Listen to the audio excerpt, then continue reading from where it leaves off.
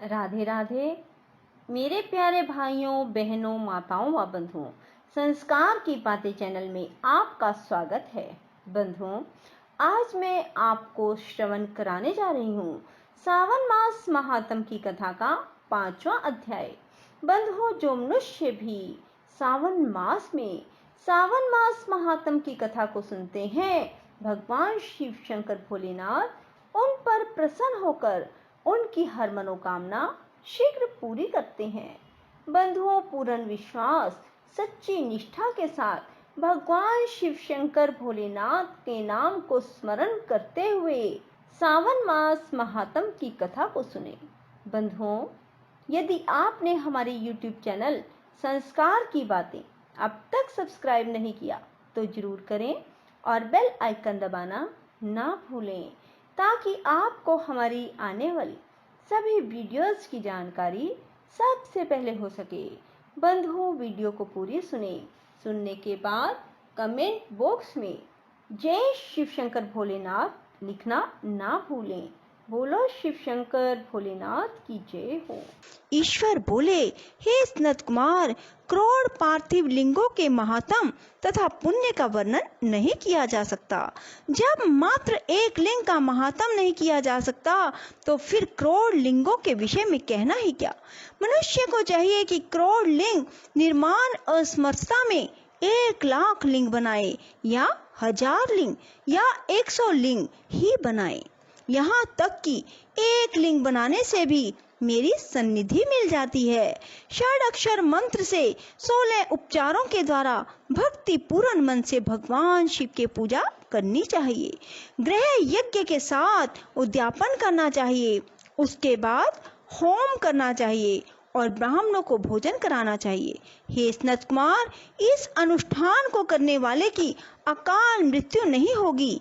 यह व्रत बांझपन को दूर करने वाला, सभी विपत्तियों का नाश करने वाला तथा सभी संपत्तियों की वृद्धि करने वाला है। मृत्यु के पश्चात वह मनुष्य कल्प पर्यंत मेरे समीप कैलाश वास करता है।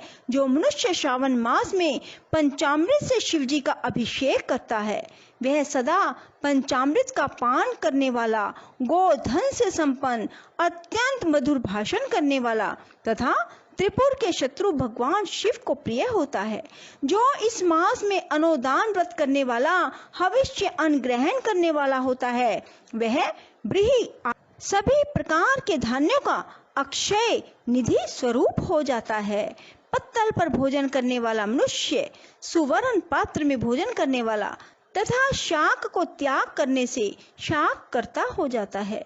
श्रावण मास में केवल भूमि पर सोने वाला कैलाश में निवास करता है। इस मास में एक भी दिन प्रातः स्नान करने से मनुष्य को 1 वर्ष स्नान करने के फल का भागी कहा गया है। इस मास में जितेंद्रिय होने से इंद्रिय बल प्राप्त होता है। इस मास में स्फटिक, पाषाण, मृतिका, मरकतमणि, पिष्ट धातु, चंदन, नवनीत आदि से निर्मित अथवा अन्य किसी भी शिवलिंग में, साथ ही किसी स्वयं आविर्भूत ना हुए लिंग में श्रेष्ठ पूजा करने वाला मनुष्य सैकड़ों ब्रह्महत्या को भस्म कर डालता है। किसी तीर्थ क्षेत्र में सूर्य ग्रहण या चंद्र ग्रहण के अवसर पर 1,00,000 जप से जो सिद्धि होती है, वह इस मास में 1 बार के जप से ही हो जाती है। अन्य समय में जो 1000 नमस्कार और प्रदक्षिणाएं की जाती हैं, उनका जो फल होता है वह इस मास में 1 बार करने से ही प्राप्त हो जाता है। मुझको प्रिय इस श्रावण मास में वेद पारायण करने पर सभी वेद मंत्रों की पूर्ण रूप से सिद्धि हो जाती है। श्रद्धा युक्त होकर इस मास में 1000 बार पुरुष सुक्त का पाठ करना चाहिए अथवा कलयुग में उसका 4 पाठ करना चाहिए अथवा वर्ण संख्या का 100 गुना पाठ करना चाहिए अथवा वह करने में असमर्थ हो तो आलस्यहीन होकर मात्र 100 पाठ करने चाहिए। ऐसा करने वाला मनुष्य ब्रह्म हत्या आदि पापों से मुक्त हो जाता है। इसमें कोई संदेह नहीं।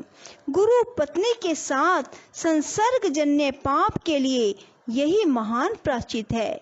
इसके समान पुण्यप्रद, पवित्र और पाप नाशक कुछ भी नहीं है। पुरुष सुकस के जप के बिना इस मास में एक दिन भी व्यतीत नहीं करना चाहिए। जो मनुष्य इस फल को अर्थवाद कहता है वह नरकवादी होता है।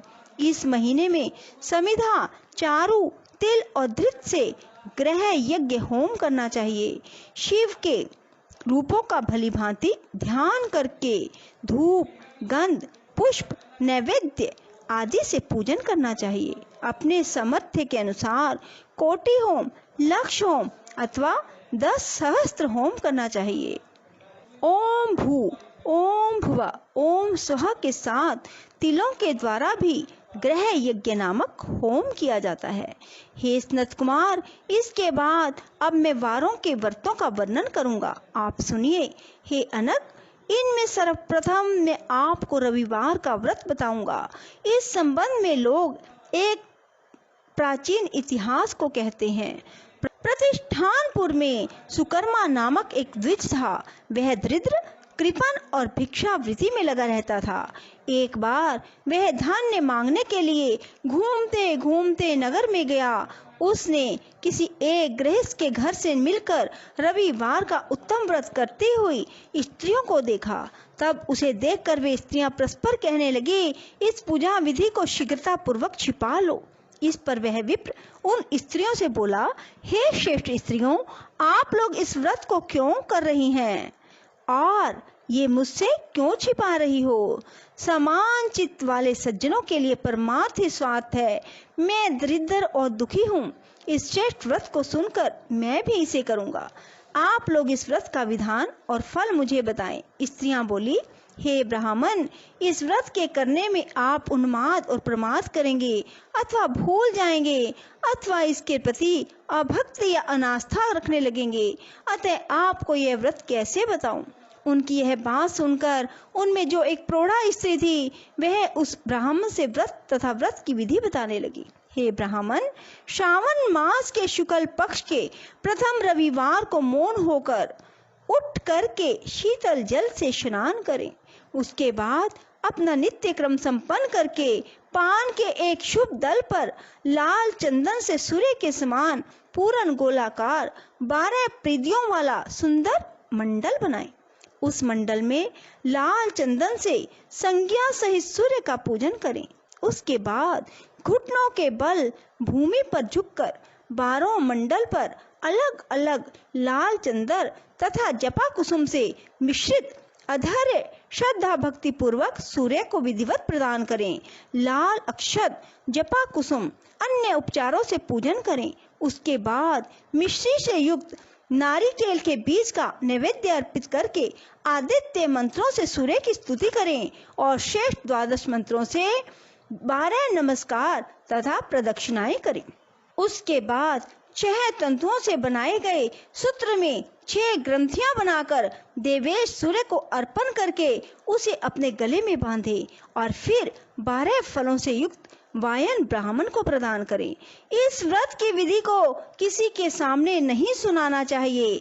हे ब्राह्मण, इस विधि से व्रत के किए जाने पर धनहीन व्यक्ति धन प्राप्त करता है, पुत्रहीन पुत्र प्राप्त करता है, कोड़ी कोड़ से मुक्त हो जाता है, बंधन में पड़ा व्यक्ति बंधन से छूट जाता है, रोगी व्यक्ति रोग से मुक्त हो जाता है। हे ब्राह्मण, अधिक कहने से क्या प्रयोजन? साधक जिस कामना की इच्छा से व्रत को करता है उसे पूरी भोलेनाथ करता है। इस प्रकार श्रावण के 4 रविवारों और कभी कभी 5 रविवारों में इस व्रत को करना चाहिए। इसके बाद व्रत की संपूर्णता के लिए उद्यापन करना चाहिए। हे ब्राह्मण, आप भी इसी प्रकार करें, इससे आपकी सभी कामनाएं पूरी होंगी।